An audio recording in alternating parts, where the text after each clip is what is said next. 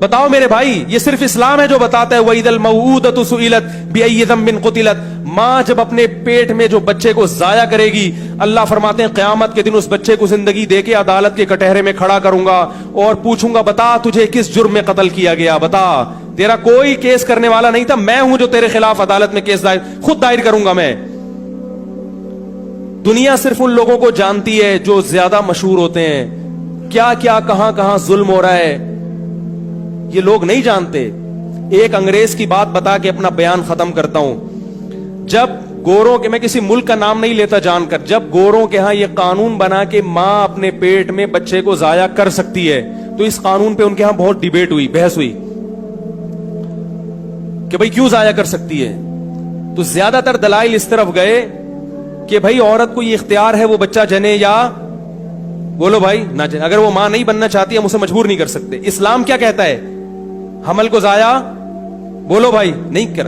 وہ بھی انسان ہے، اسے بھی دنیا میں آنے کا، جب تک حمل ٹھہرا نہیں ہے تو وہ تو نہیں ہے. جب ایک سلیکشن ہو گئی قدرت کی طرف سے، اللہ کی طرف سے ایک انتظام ہو گیا، اور خاص طور پہ جب بچے میں جان پڑ گئی، ہارٹ بیٹ شروع ہو گئی اس کی، اب اسلام کیا کہتا ہے؟ اس کو آپ ضائع، وہ اللہ کی مخلوق ہے، آپ کی اولاد بعد میں ہے، اللہ کی مخلوق پہلے ہے.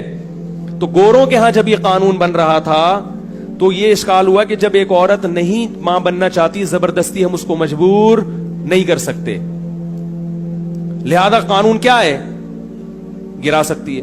اس پہ کسی گورے ہی نے اعتراض کیا اور باقاعدہ اس کو نیٹ پہ شائع کیا. اس نے کہا کہ ماں کی رسپیکٹ کا تو خیال کیا جا رہا ہے، اس کی آزادی کا تو خیال کیا جا رہا ہے، اس بچے سے نہیں پوچھا جا رہا کہ تو پیدا ہونا چاہتا بھی ہے یا مرنا چاہتا ہے. یہ انسانوں کے بنے ہوئے قانون ہیں. اس نے کہا کہ یہ انصاف پر مبنی جب ہوتا جب بچہ پیدا ہوتا، بالغ ہوتا، پھر اس سے پوچھتے کہ بتا تو دنیا میں آنا چاہتا تھا یا نہیں آنا چاہتا. نہیں آنا چاہتا تو گولی مار دیتے ہیں، اگر آنا چاہتا تو ٹھیک ہے. اس عورت کا تو خیال کیا جا رہا ہے مگر اس بچے کا خیال نہیں کیا جا رہا. یہاں تک گورے کے کمنٹس ختم ہوئے، اب میرے کمنٹ شروع ہو رہے ہیں. کیوں ایسا کیا انگریزوں نے؟ اس لیے کہ عدالت میں عورت تو آواز اٹھانے والی ہے اس قانون کے خلاف.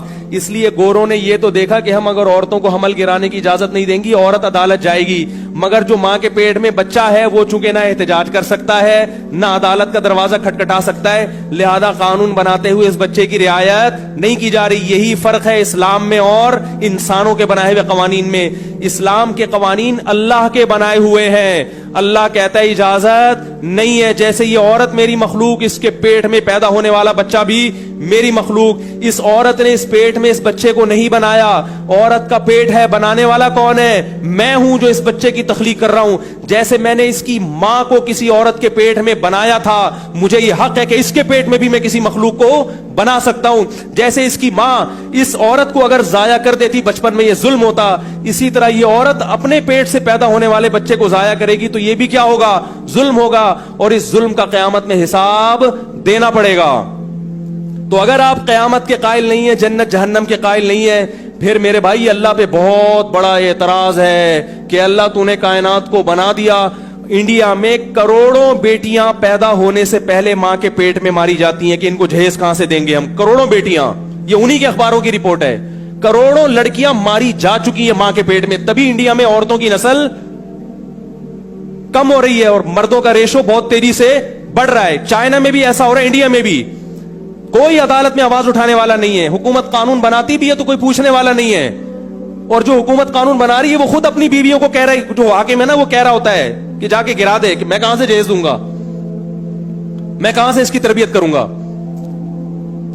تو میرے بھائی اس لیے اسلام کے علاوہ اللہ کو کوئی مذہب قابل قبول نہیں ہے، کیونکہ اسلام کے علاوہ کسی کے پاس گائیڈنس ہی نہیں ہے.